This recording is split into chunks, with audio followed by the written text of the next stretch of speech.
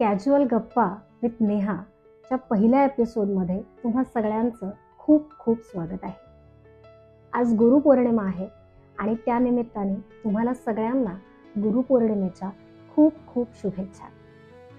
तर आयुष्यात अनेकदा आपल्या मनात येणाऱ्या भावना, कृतज्ञता हे सगळं आपण आई, मित्र, ट्रेनर्स, शिक्षक, गुरु, आपले पार्टनर्स आणि अगदी त्या परमेश्वराप्रती सुद्धा खूप इझिली व्यक्त करतो.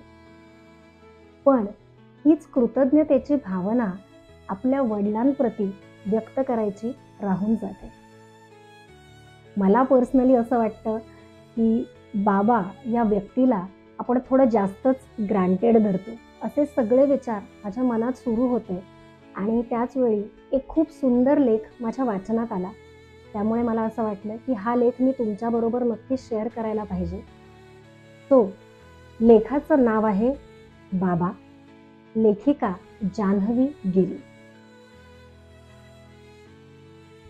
मला माहिती आहे तुम्ही खूप काही करता माझ्यासाठी.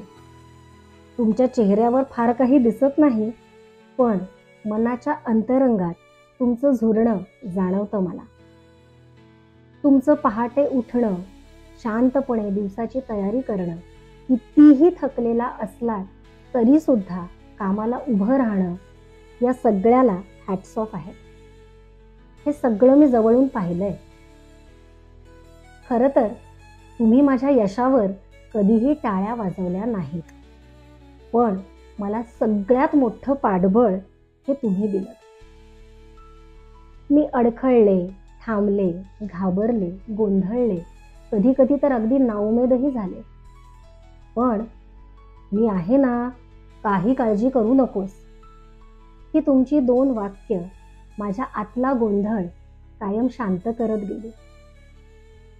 आज मी स्वतंत्र आहे, स्वप्न बघतीये, निर्णय घेतीये, जग बदलायच्याही गोष्टी करतेय. पण हे सगळं करणं शक्य झालंय कारण मला माहितीये माझे बाबा आहेत माझ्या पाठीशी. तुम्ही कधी तक्रार केली नाही, ना थकव्याची, ना स्वप्नांची, ना ओझ्याची. पण तुला मी काही कमी पडू देणार नाही, हे वाक्य मात्र माझं जग घडवून गेलं. कधी कधी वाटतं तुम्हाला पण रडावंसं वाटत असेल ना, पण मग अशा वेळी तुम्ही तुम्हाला सावरता, कारण आपल्या मुलांपुढे बाबा कधीही कमजोर नसतो, हा तुमचाच, तुम्ही स्वतःला घालून घेतलेला अलिखित नियम. बाबा, तुम्ही आहात म्हणून मी आहे.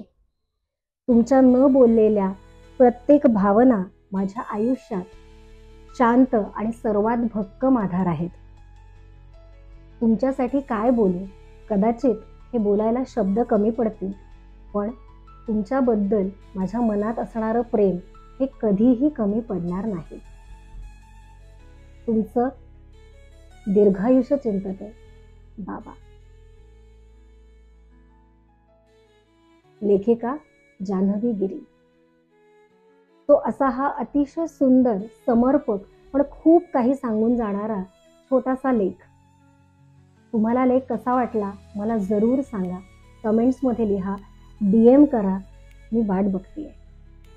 पण हे सगळं करण्याआधी जर तुमच्या मनातली ही भावना तुम्ही तुमच्या बाबांना सांगितली नसेल, तर आज जरूर सांगा. ते तुम्हाला किती महत्त्वाचे आहेत, कारण बाबा आहेत म्हणून आपण आहोत. पुढच्या गुरुवारी परत भेटूया नवीन विषयासह, नवीन लेखासह. तोपर्यंत stay tune and follow casual गप्पा विथ नेहा.